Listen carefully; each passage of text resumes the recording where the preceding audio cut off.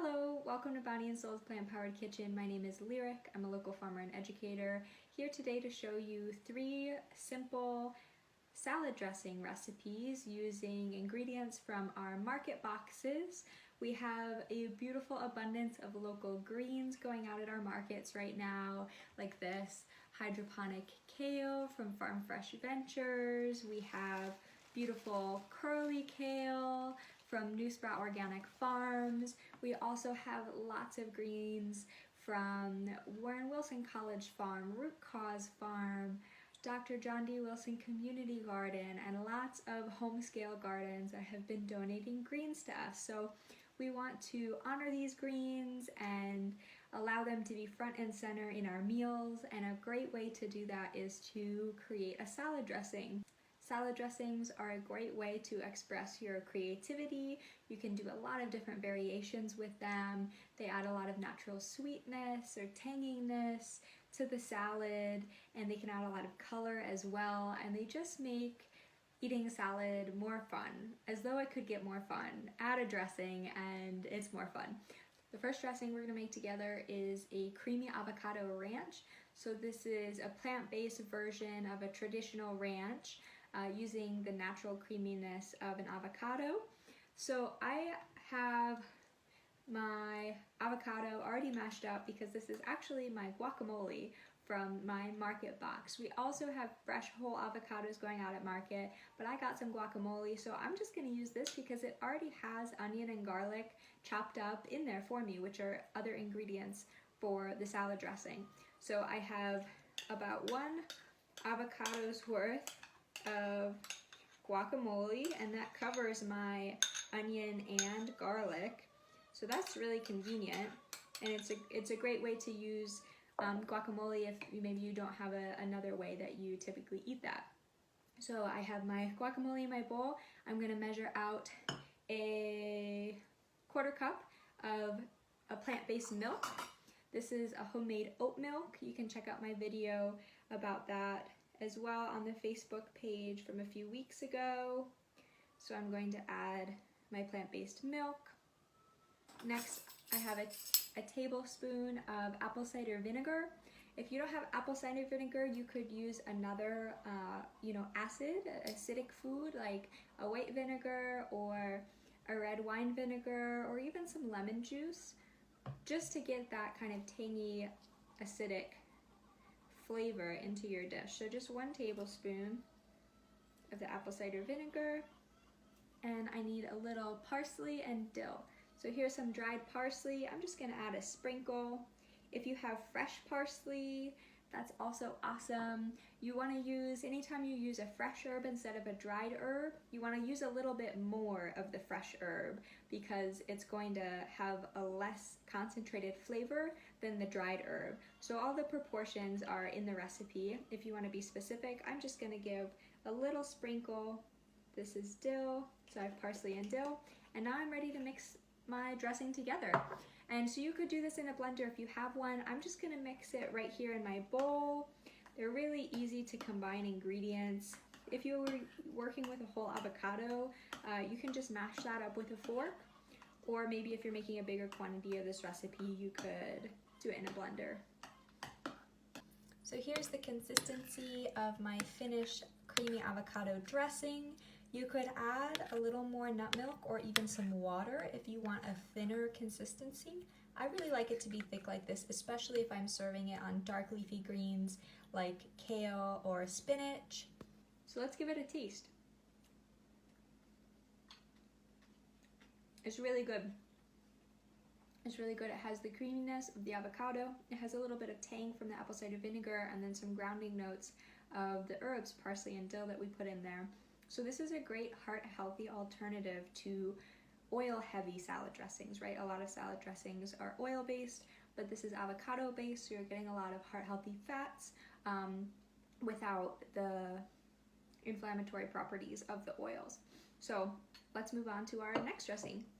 So the next dressing we're going to make is a sweet orange dressing. Citrus and oranges are a great way to add natural sugar and sweetness to your dishes without having to add a lot of white sugar or refined sugar. This is a great dressing, especially if you're pulling in some elements of sweetness into your salad, like dried fruit or like chopped citrus or chopped apples or something like that. So let's get started. So the first thing you need to do is juice your orange. You don't have to go out and buy orange juice. You can juice your orange right at your home. And if you didn't check out my home juicing video, it's on the Facebook page and you can get some more tips there. But I'm going to cut my orange in half. And I'm going to use this plastic reamer. So I'm going to put this down into my bowl. I'm going to put the orange on top of it and twirl it around. And that's going to release the juices and also catch any seeds that are coming out of the orange. I've squeezed all the juice out of my orange. I would say I have just about a half a cup of juice in here. You can choose if you want to keep your pulp or strain your pulp. I really like to have pulp in my salad dressings, but if you don't like that taste so much, you can pour your juice through a fine like cloth strainer and get that pulp out. And if you don't have one of the tools that I just used, you're welcome to check out my juicing video for some other ways that you can make your own orange juice. So now that I have my juice, I'm ready to add my other ingredients. Again, no blender required. I'm just going to mix these together in a bowl. So I'm going to add a half a tablespoon of honey. Oh, my honey is hardened. If your honey ever gets hard or crystallized, that's totally fine. You can soften it by putting this container into a jar of warm water, or I bet it'll dissolve if I just stir it into these other liquid ingredients in my dressing. Honey is a great alternative to processed white sugar because honey can help with seasonal allergies. There's lots of vitamins and minerals in honey. Next, I have 2 tablespoons of vinegar. I'm going to use a red wine vinegar to just try that out in this recipe. You could also use in apple cider vinegar or even white vinegar, though it won't have as much of a depth of flavor, adding 2 tablespoons, as the red wine vinegar or the apple cider vinegar. If you don't have any vinegar, you could use a little bit of lemon juice and use some of those same juicing techniques that you learn to juice your orange. And I'm going to add just a little bit of olive oil, a half tablespoon, to get a bit of an earthier note in there, because all of these ingredients so far are pretty sweet and pretty acidic. So the olive oil is going to help kind of tone that down a little bit. And then we're going to add just a pinch of salt and pepper. My pepper. And now I'm ready to stir. So a fork is going to be your best tool, or a whisk, to really stir these ingredients together, especially if you have some hardened honey like me. You want something a little more effective than a spoon to really break those things up. So here is my finished sweet orange dressing. As you can see, I left that pulp in there. I just love that. It adds a lot of dimension once it mixes into the salad. It has a beautiful orange color. It's very thin. It'll spread and coat things very easily. Let's see what it tastes like. Ooh, that's really good. It's really good. It has such a strong orange flavor, but not like the orange juice you would buy at the store. Like a very gentle, grounded orange, if that makes sense. You have to try for yourself to really taste what I'm experiencing. This is going to be really good, especially on a lettuce-based salad, something like light and airy, very summery as we move into our warmer months. And this is going to give us so much vitamin C in our salads. Okay, the last salad dressing we're making is in apple vinaigrette, which is a little bit unique. Like I said, I don't typically think of apple as a base for a salad dressing, but we're gonna give it a shot today and explore new ways to enjoy very familiar foods. So the first step is wash your apples. Always wash your produce. So this apple is washed and ready to go. So I'm gonna cut this into small cubes, and then I'm actually going to simmer it on the stove. So I'll check in with you after I chop. I've chopped my apple, and of course if you find brown spots in your apple, you can just cut those off. It doesn't mean that the entire apple is spoiled. I also cut out the core of the apple, and I'm going to take these cubes, these chunks, and I'm going to put them onto the stove in a pot, cover them with just enough water, to cover the apples completely. And then I'm going to put them on a low simmer for 5 to 10 minutes until I can easily pierce them with a fork, and then they're ready. I have my apples finished. I can easily pierce them with a fork. They're nice and soft. So those are going to go into my blender. You do need a blender for this recipe. It's going to be quite difficult to get the smoothness and texture that we're going for without a blender. I also need to chop my leek. You could use a shallot or a bulb onion. I have a leek today, so I'm going to use a leek. I'm only going for about 2 tablespoons, so that's really not that much. Chop it into small pieces and then put that into my blender. I'm going to add a 1/3 cup of water.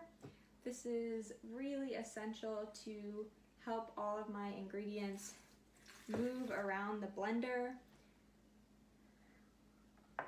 And it also is a nice oil-free option. Instead of adding a 1/3 cup of oil, you can just add a 1/3 cup of water. It's not going to change the flavor of this recipe. I need 1 tablespoon of mustard.